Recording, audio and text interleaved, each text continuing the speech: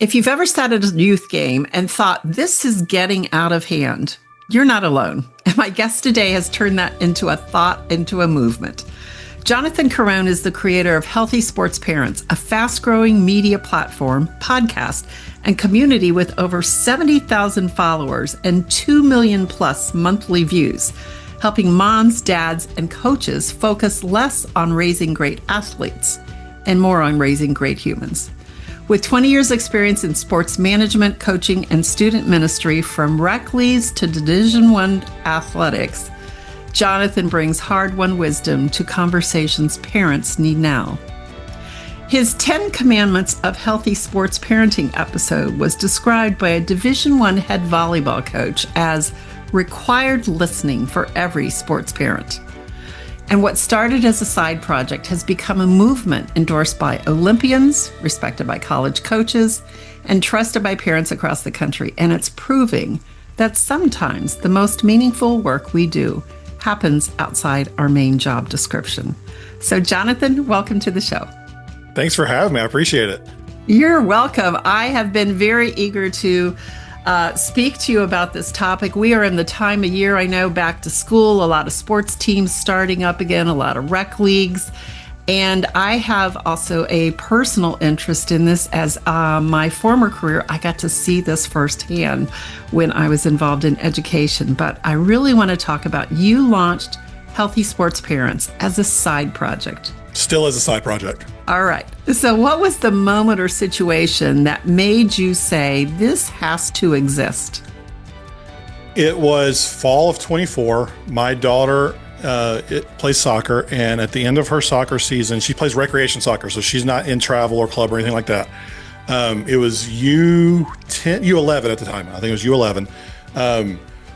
We always did this end of season tournament just to kind of celebrate where it is. And we knew the girls would go competitive eventually. We wanted to kind of show them where they're at. So I go into this tournament knowing we're about to get our pants beat off of us, because that's just like, we're playing up a level in competition. So it was just bound to happen.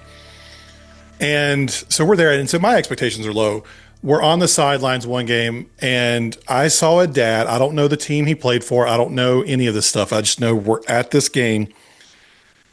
I think the team that, looking at it, it was like an 8 or a 9-year-old team. So that age group, dad was yelling at daughter on the sideline after the game, to the point that daughter kind of leaned into mom crying, and dad continued yelling after a game. And in that moment, I had sympathy for the daughter there, because dads shouldn't yell at their daughters, period, but then especially not there. But I had empathy for that dad, because I realized no one had ever taken the time to talk to that guy about why he was feeling the way he's feeling. Mm-hmm. And I, just by the way he was dressed, I kind of sized up his background and like what he does. Like, one of those things that I just knew he was responding to something he was feeling on the inside, which is what we all do. And no one had ever taught him why he was feeling that or how to approach once it happens. And that got my mind thinking, because my daughter had had a rough season that year with some parents and some coaches. And so it's like, I know there's a better way. What if I did something? So I asked a couple parents that I knew, and they're like, yeah, this would be great. And I went into this, I called in some favors for the first 7 episodes of the podcast, and some people that I knew personally or were friends of friends. And I thought this would be a couple hundred followers, like me doing some fun stuff to help scratch an itch that I could point to.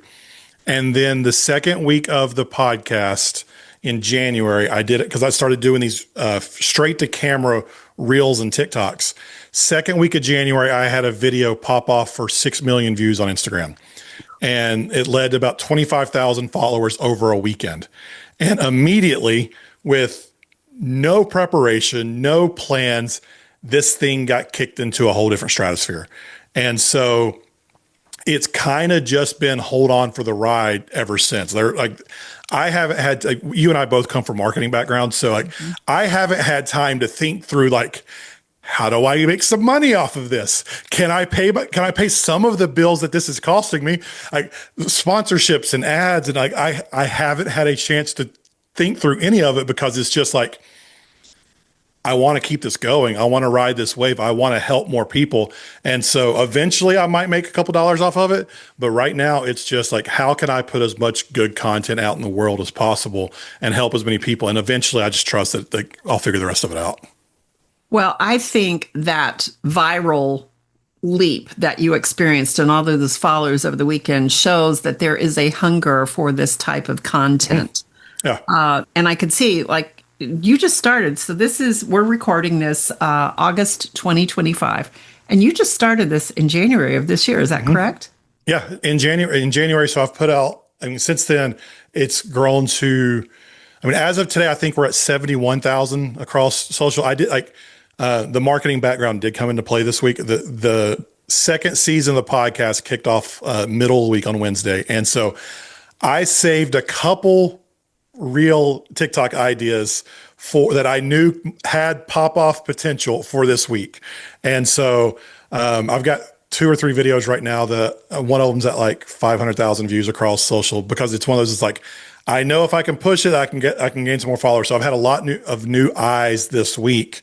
But to me, it's opened doors that I never thought I would get to do. But to your point, it shows that there's that much need. I just interviewed a 2-time Olympian last week. Like, this started in my gym that I go to, talking to a couple of parents like, hey, should I do this? They're like, yeah, that'd be great.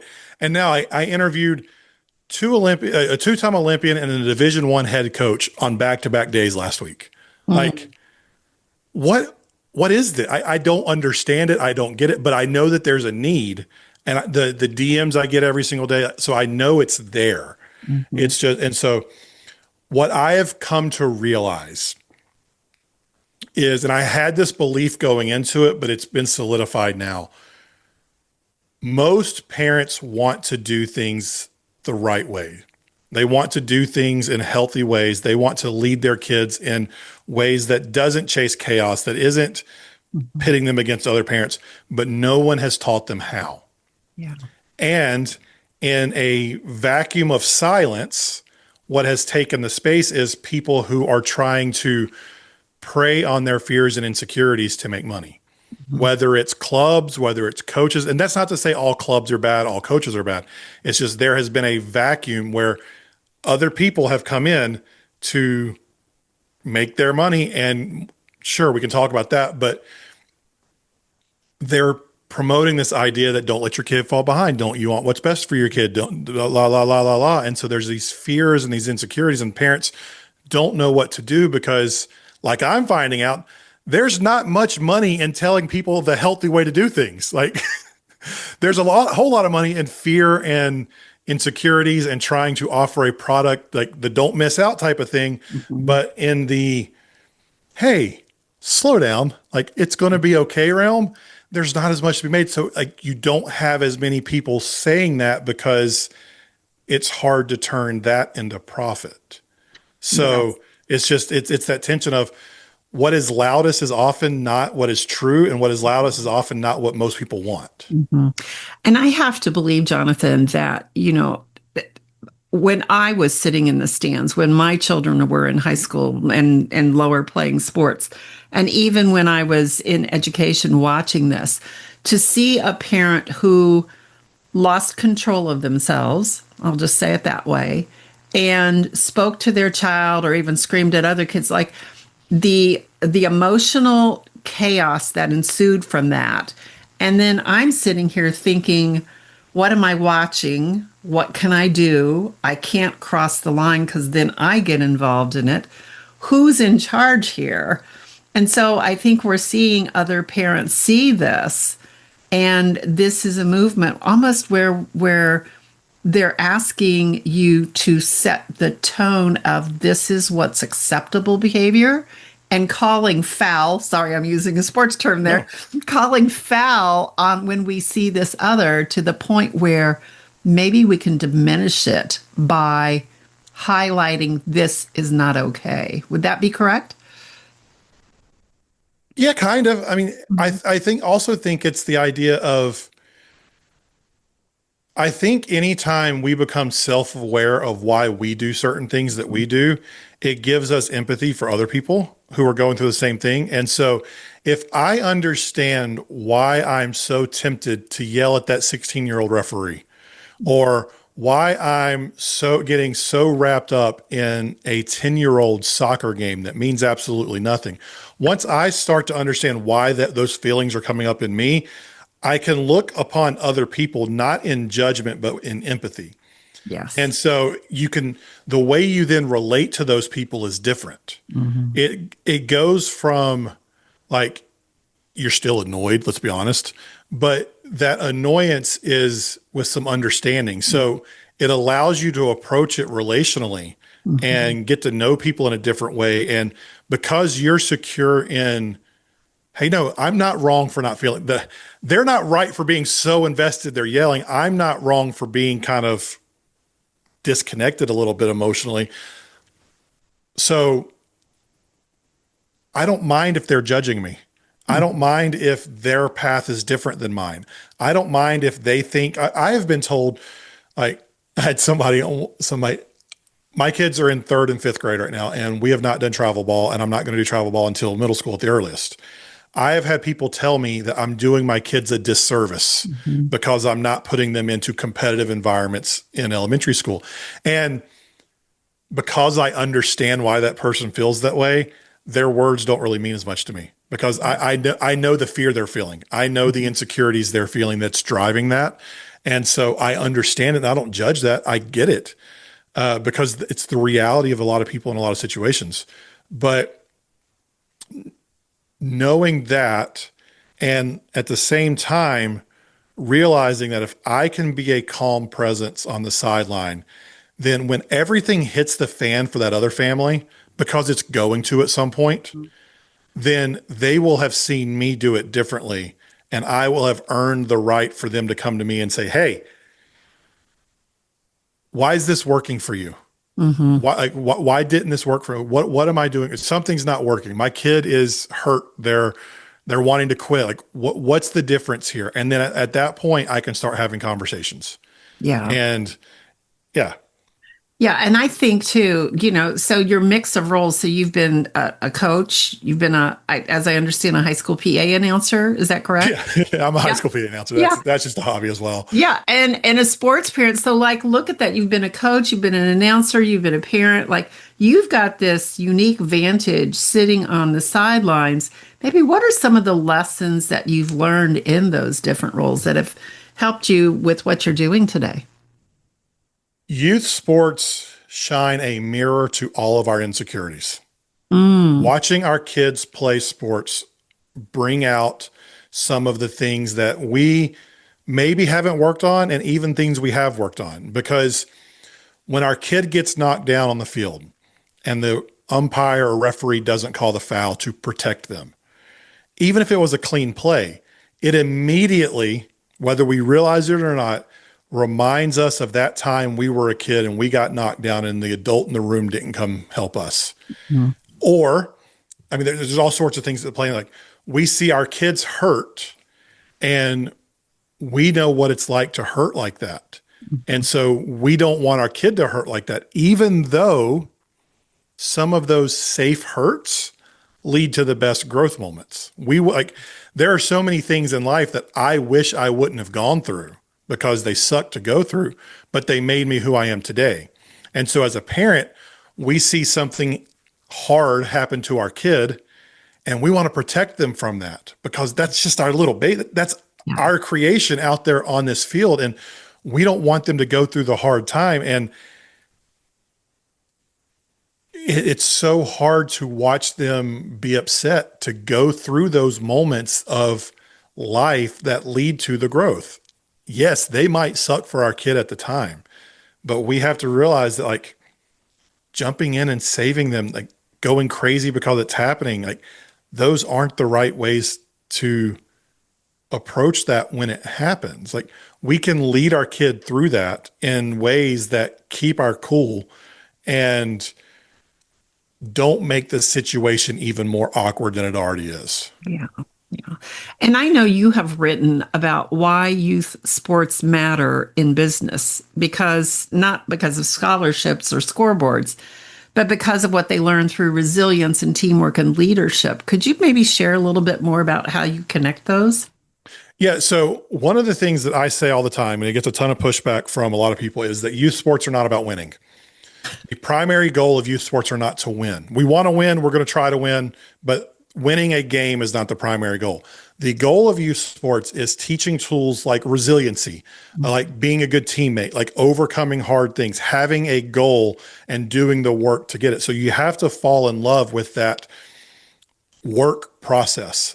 And when we do that, it applies to everything. When we realize that going after a goal and messing up in the process to learn from it so that we can adapt, like in marketing, I'm going to have an idea for a company that may or may not work. But if I'm so scared that it won't work, then my best ideas are never going to come. But if I know that I'm going to go after this thing, I'm going to try something, and if it doesn't work, I'm going to learn from it and adapt. Like you can learn that at 11 years old on the baseball field because you're going to strike out a lot. You're going to mess up. And so if I learn how to get along with teammates who I might not like off the field, but we have a common goal together during the games to work together to achieve this goal, then when I get into the business world and there's a coworker that I don't necessarily like, I will have the tools in my toolkit to go after a common goal with someone that I might not necessarily like personally. So all of these skills and soft skills and tools that we pick up playing sports really just set us up to have success in life, even down to like the little things. Like my 9-year-old is in charge of washing his own uniform and getting his bag ready for soccer. Like that's a little thing at 9 years old, but he's learning that he's got to be responsible for the things he wants, that I'm not going to take care of the little things. And so that will carry on into teenage years and just teaching that responsibility. We've heard stories of kids who can't even call the doctor once they get to college.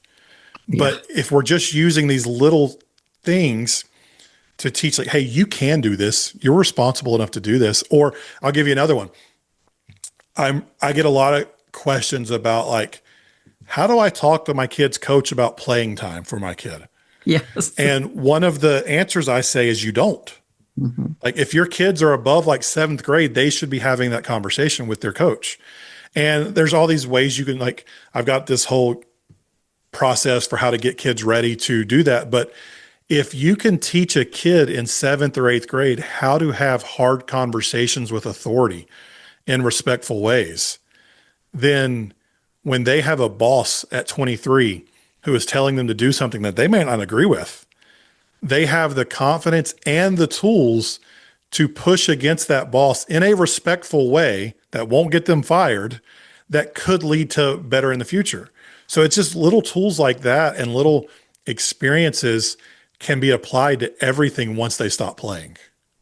Yes. And I think, when we think about our kids playing sports, we want to see them out on the field. We want to see them having fun. We want to experience that dopamine hit of when the team wins, how we feel. But we're not really thinking about all these other areas that our children can learn from. It's really a classroom that they're involving themselves in that they can carry with them throughout their whole lives. I believe so. The episode I did this week was with Jason Sachs, who is the CEO of Positive Coaching Alliance. He phrased this perfectly, so I'm stealing it from him. Youth sports is a virtual classroom.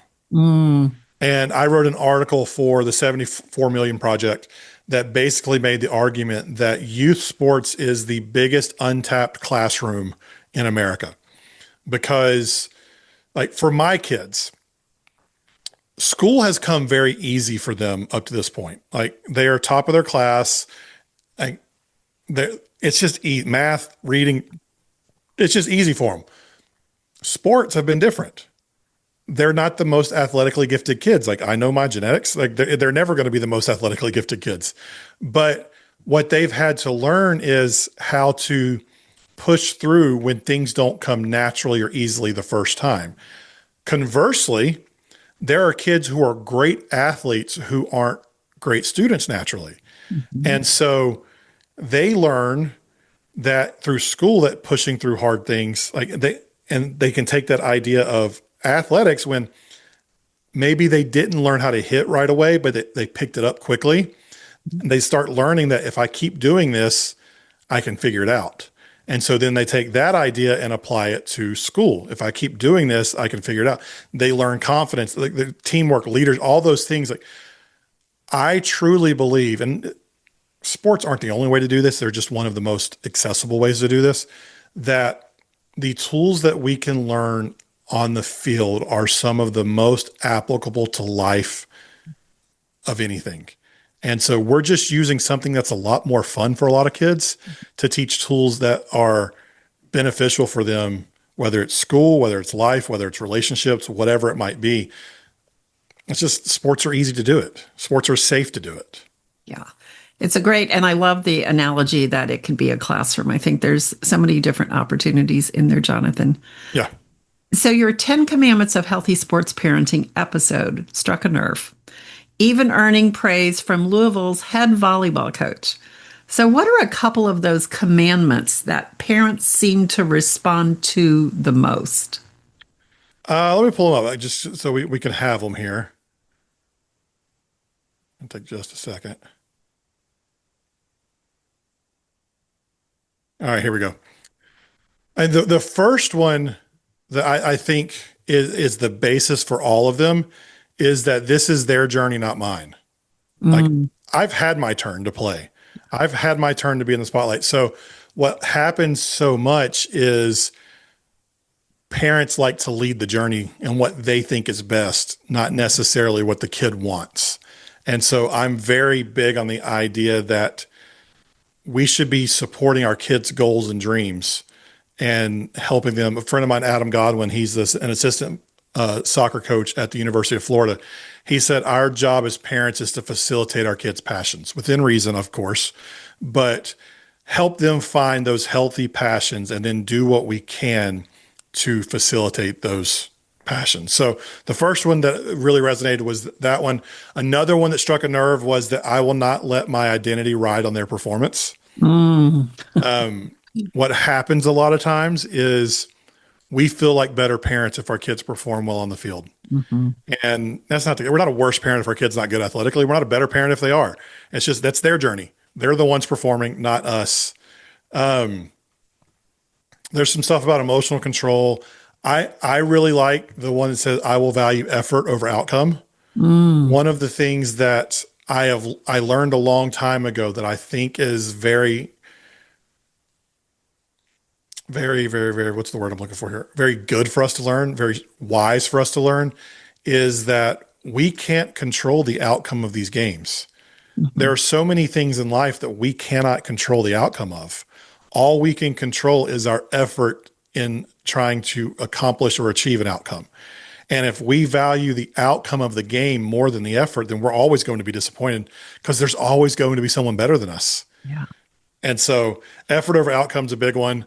I think when it comes to sports, having a fun base as opposed to a work base is important, because if kids don't enjoy it, they're not going to put the work in. So we have to make fun first.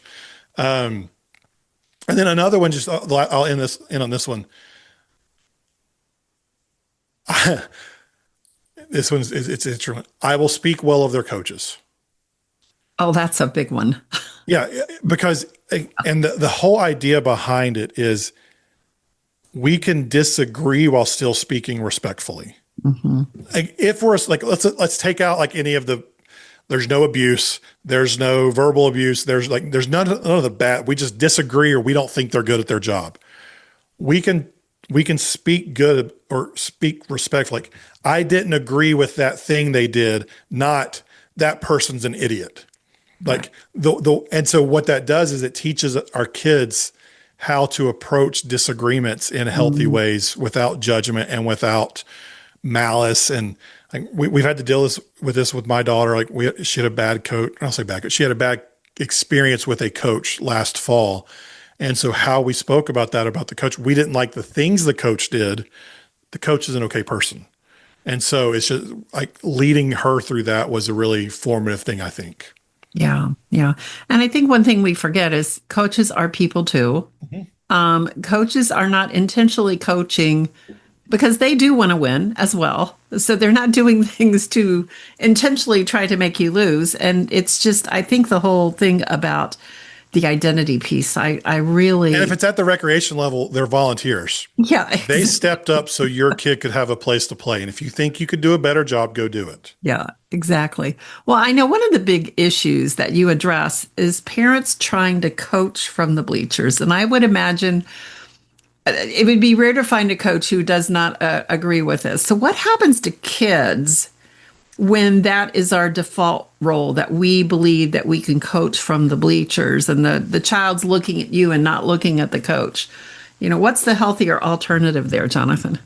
So I had a girl on my soccer team this past spring who she came over she was playing goalie. She came over to the bench at halftime crying. And she'd had a great first half, so I didn't know what the heck was going on. So I got down on her level and I asked, she goes, my dad's telling me to do one thing and you're telling me to do another and I don't know what to do. And so I got to have a fun moment with her and I just kind of smiled at her and I said, hey, this is the 1 hour of the week you don't have to listen to your dad. Like, I want you to listen to him the rest of the week, but this is the 1 hour of the week I want you to listen to me and not worry about him. And she kind of smiled. She said, okay. And I talked to him after the game and he was telling her the same ideas I was. He was just saying it in a different way. So she, as a 10-year-old, she was confused. And so what I advise people to do, and there's some nuance here, so I want us to be smart. When we're cheering on the sidelines, our role is to cheer and encourage, not to coach. Let the coach coach. And don't tell the kids where to go. Don't tell them what to do. Let them figure it out on their own and let the coach tell them because that's their role. I've had some pushback because I was talking on a podcast clip earlier this year. I talked about there was a time with my daughter as she was coming up. I think she was 9 then. First time playing on a bigger field. She just moved up and she was struggling with some of the stuff that her coach was teaching her.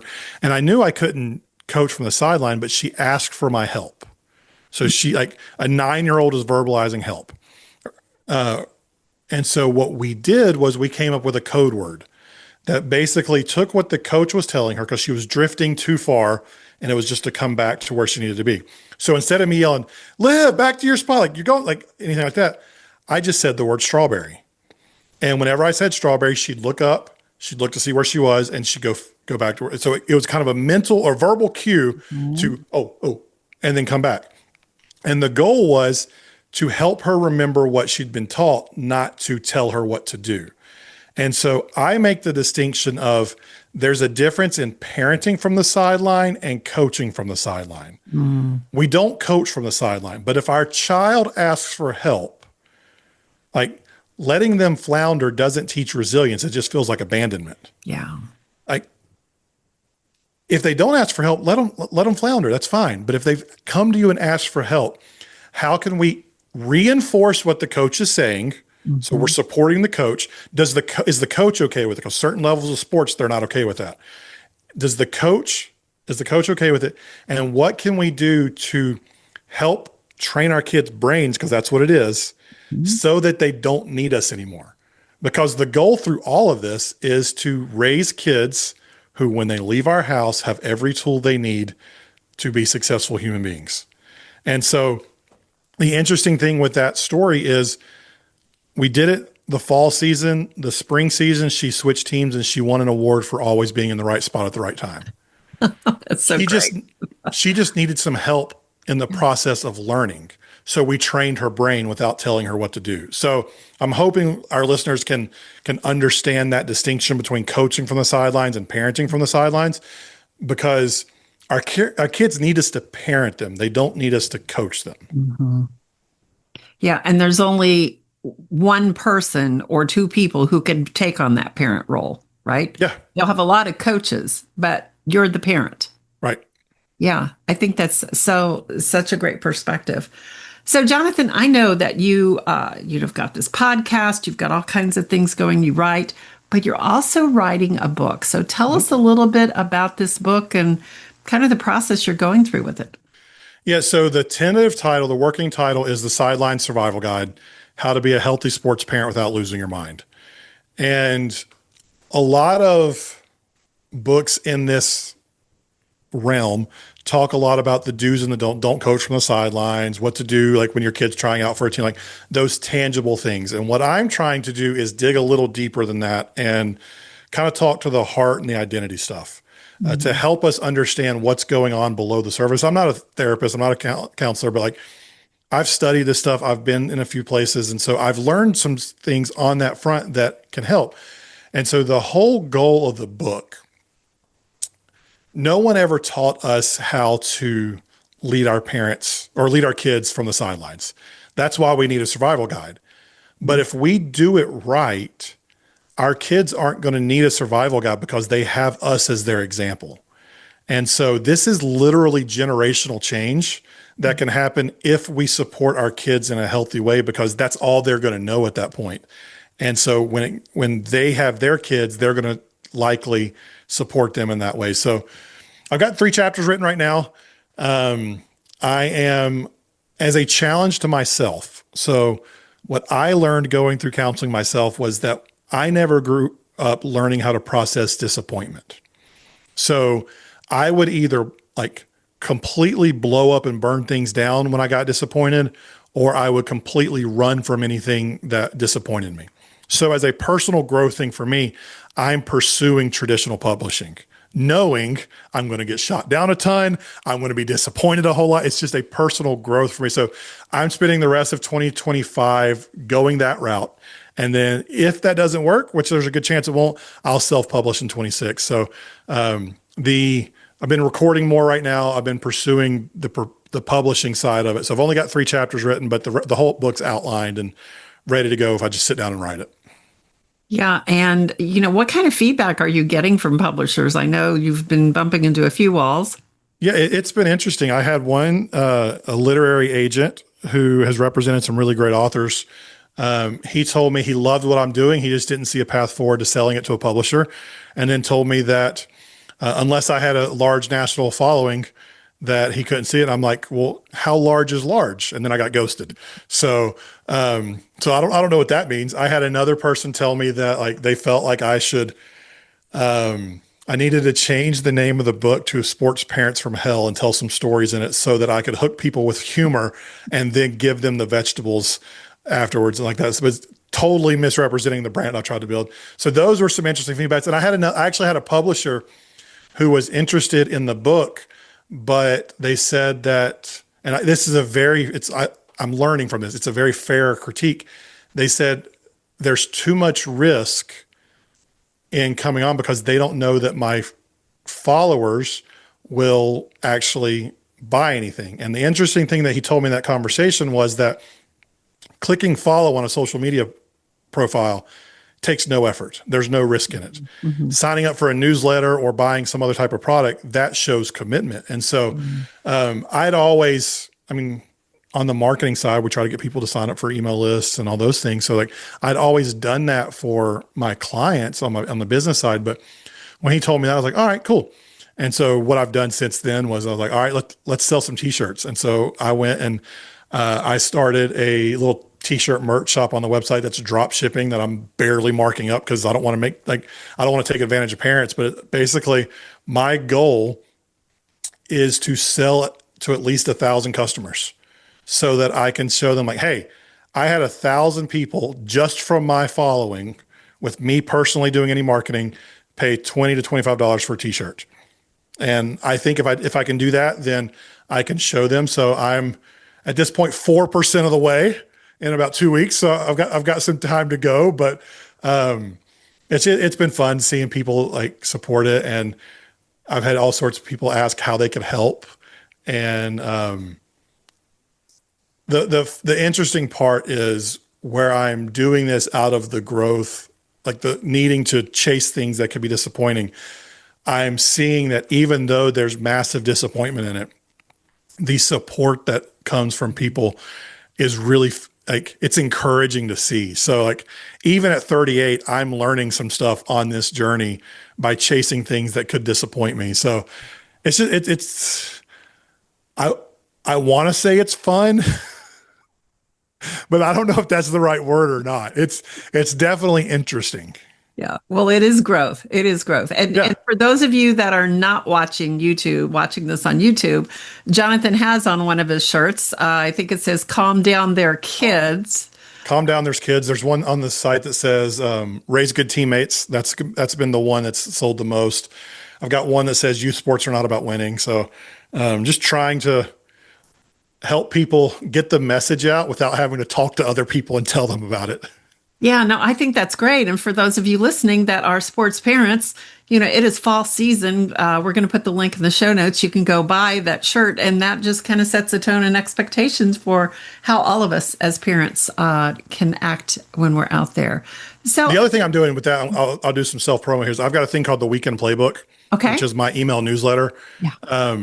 And basically what I do is I send an encouragement on Friday mornings that helps you like kind of refocus for the weekend before you go into your kids' games. Like, hey, this weekend, take your kid out for ice cream, even if they play bad. Because if we only celebrate our kid when they have good games, what we're inadvertently teaching them is that their performance is what matters to us, not them being our kid. So celebrate them when they have a bad game. It's like just simple stuff like that that we often don't take time to think about because we don't know any better. So if you want that, that's on the website as well. Yeah. So, Jonathan, you know, the name of the podcast is Your Passion, Purpose, and Personal Brand. And you have shown that a side passion can really take on a life of its own. What have been the biggest lessons in letting this project grow organically for you? The hardest part of a side project that you're passionate about is you still got to do the work in your main gig too. And so like one of the things I've had to figure out is how to balance like this stuff that's bringing me life with this website that's not nearly as exciting, but I got to build it because that client's going to be the one paying my bills so that I can go do this other stuff. So that's a big piece of it that I just had to learn how to like set aside what I want to do right now because it's been so life-giving and so exciting to like, no, like the phone can go up, the notifications, like I don't need to check them out, like other stuff. I've got to dig in and do the work that finances the side gig, or else I'm not going to have the ability to do the side gig at some point. So that's been one of them. One of the challenges for me, at least, is I've had a lot of people ask if I was going to monetize. I've had venture capitalists reach out and have ideas and all this stuff. And for me personally, I feel like I can't be the person who says that some of these clubs and coaches are preying on insecurities for money and then turn around and offer like a course that preys on insecurities and fears for money. It's like they're like keeping your values intact while building something that you hope to one day might make some money is really hard. Because like there are things I could have done that could have brought money in, but I don't want to go there because it doesn't fit with what I'm doing. And so the other piece of that is once you monetize something, it becomes a job and you look at it differently. Yeah. And so like, even since I've been selling these stupid shirts, like I'm like, oh, I should wear my shirts in my videos that I do every day. I should do like, I put this shirt on for your podcast, knowing I was going to be on video just to kind of reinforce it. So it changes the way you think. Like I literally changed clothes. I was wearing a different shirt earlier and I put this on for this interview because of that, because maybe it'll sell a shirt. And so like when you start bringing the finances into it, especially as a side hustle, it changes things and can distract you from the mission of what you started as a hobby or as a side hustle or as a passion project first.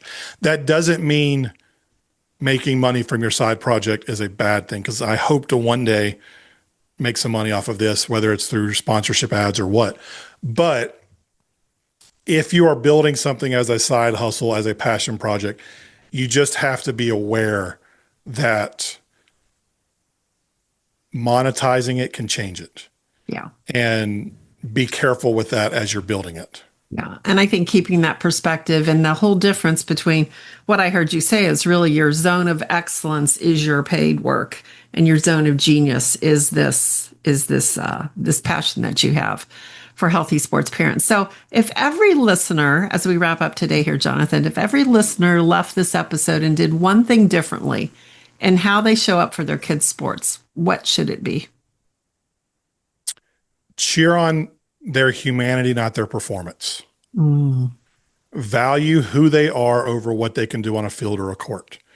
I had a conversation with a dad this morning, and we were talking, and I said, how many adults do you know that they are 30, 40, 50, even 60 years old who are still performing at whatever they do to earn their parents' love? And this guy thankfully had incredible parents. So like, I know he's not doing that. I was like, imagine if we could, he's a dad on the soccer team I'm coaching this fall. I was like, imagine if we can set up a soccer team this fall full of 11 and 12-year-old girls who know their parents love them so much that they don't have to perform. Yeah. Like what a gift we are giving to them as they grow older. And he gets it because his parents were that way. His parents were like loving parents. And he told me his mom told him that he hugs his kids more in 1 week than her parents hugged her entire life. So what I would, and it's a generational thing as well, but what I would tell you is if you can love your kid for who they are, not for what they do on the field, then that will change the entire trajectory of their life. And so there's tips and ways to do that, but at the core of it, you've got to commit to doing that first, and then we can teach you how to do it in the future. All right. Well, signing up for your newsletter, going on and buying a t-shirt, we're going to put all those links in there. What's the best way to reach you, Jonathan? If people want to reach out and have a suggestion for maybe, or a question, what's the best way? So you can follow on any of the social platforms at Healthy Sports Parents. I answer every single DM that I get there. If you want to email me, it's Jonathan at Healthy Sports Parents or hello at Healthy Sports Parents. That's easier to remember.com. But I really do. One thing I can say with great pride is even though this has grown as big as it is, I have answered every single person who has ever sent me a message. May have taken a couple of days, but I've answered every single person. And so, I learned a long time ago, do for one what you wish you could do for many.